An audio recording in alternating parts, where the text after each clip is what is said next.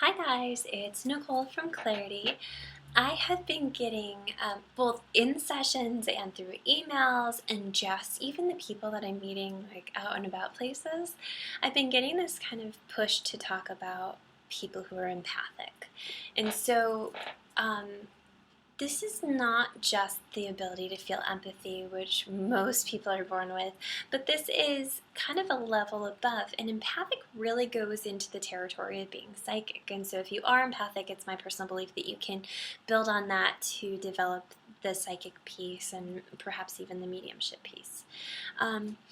So what does that mean? Like, what is being empathic? Being empathic is a little bit of being able to intuitively pick up on other people's emotions, feelings, situations, and it's a lot of just this, what I call claircognizance, which is this just knowing that something is happening, about to happen, if it's right or wrong. So it is just like this internal guidance system that we have that is really useful for us and for people around us.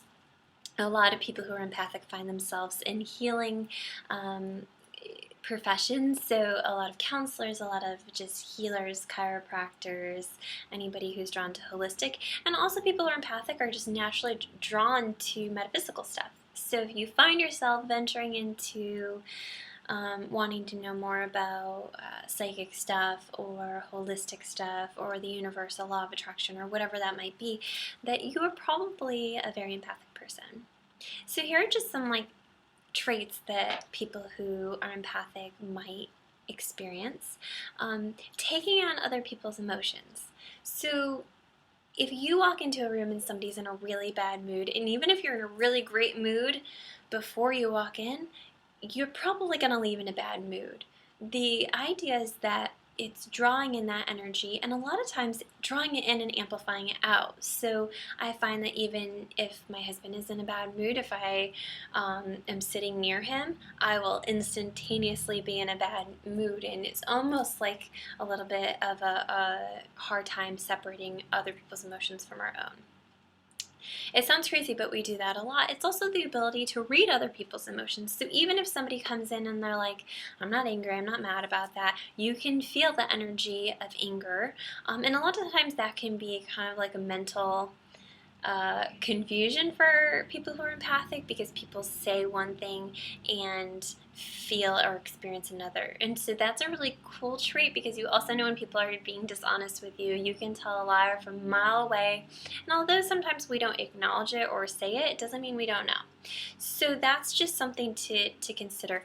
Taking on other people's emotions, reading other people's emotions, also taking on people's physical ailments. So I had a friend who said, my dad just got surgery and all of a sudden now I'm having these stomach pains that I would experience, how is that happening? So sometimes we take on other people's physical pain too. So I'm going to do another video on energy blocking and separating, so keep an eye out for that. So we'll talk about what to do with that. So this is just to help you identify if this fits for you. A lot of people who are empaths have a lot of just physical stuff in general, a lot of digestive problems, a lot of anxiety or depression.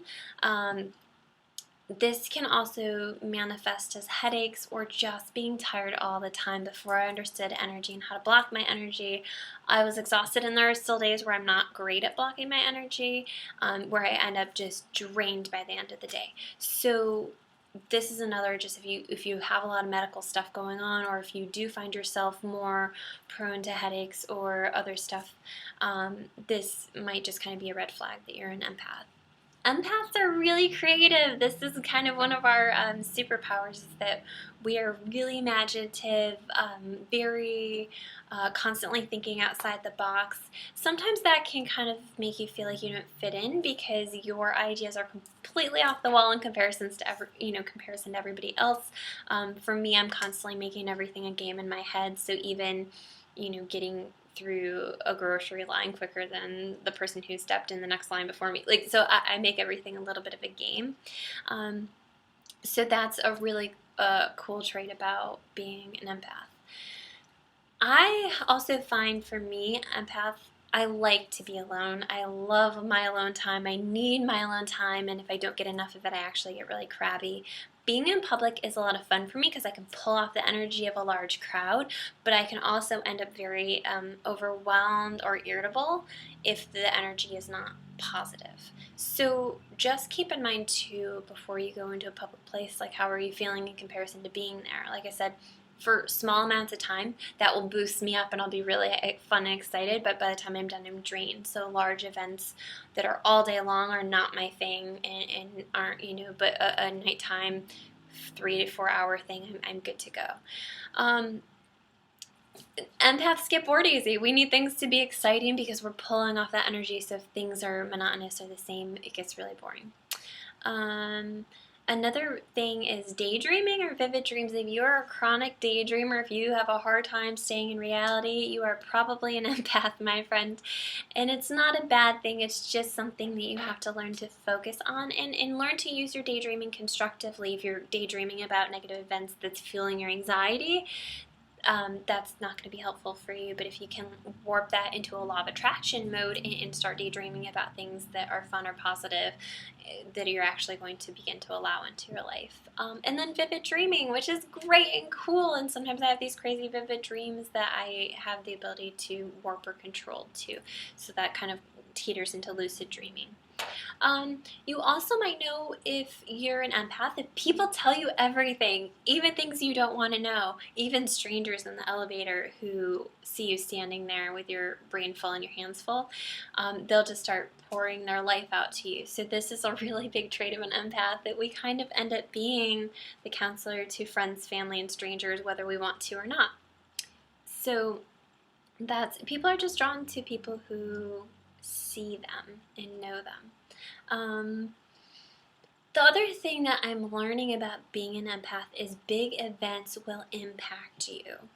The day that the Baltimore riots happened, I was having a perfectly fine day.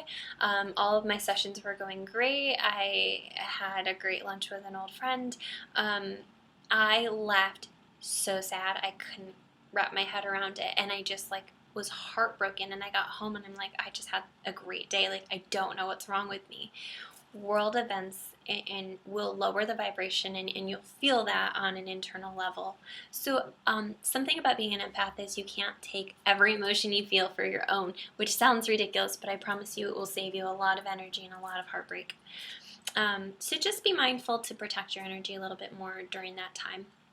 The other cool thing about being an empath is that you can draw from the energy of music. So if you want to switch your mood around, just changing a song or bringing a song that comes with the power that you're looking for will help you do that. On the contrary, it will also knock you down levels if you're listening to sad music and you're feeling okay. Or if you're sad and you're listening to sad music, it will amplify that sadness. You will also find that you might have music in connection to your mood. So I am a big person. I have different kinds of music for the seasons. So summer, I like country music. I like upbeat country music because summer's my prime time. That's when I feel my best. Winter, I go into folk music.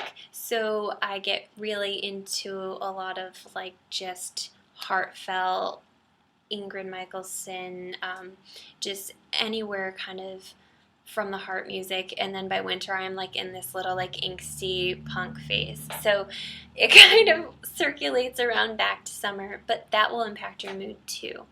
Turn off the news, stop watching TV. That will totally mess your vibes absolutely across the board. You really want to just don't watch the news. There's few things positive occurring on there. Look for the positive, because as an empath, you're going to feel anything you look at, anything you watch, anything you experience, you're going to feel it.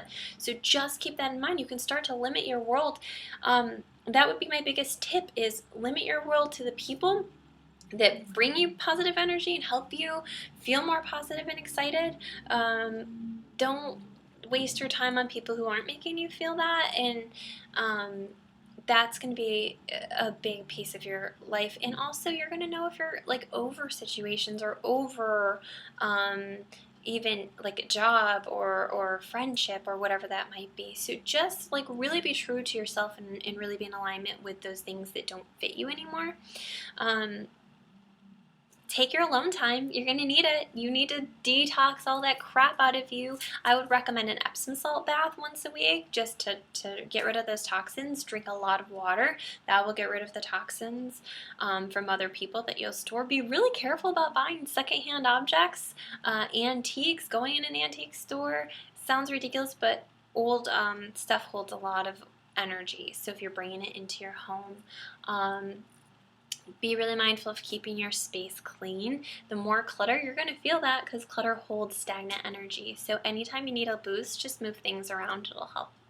So I hope this was helpful to help you just identify that you might be an empath. If any of those things resonated with you, take some time and watch the energy blocking video because you're going to need it. Any more information on Clarity or me, check out the links below. Thanks for watching.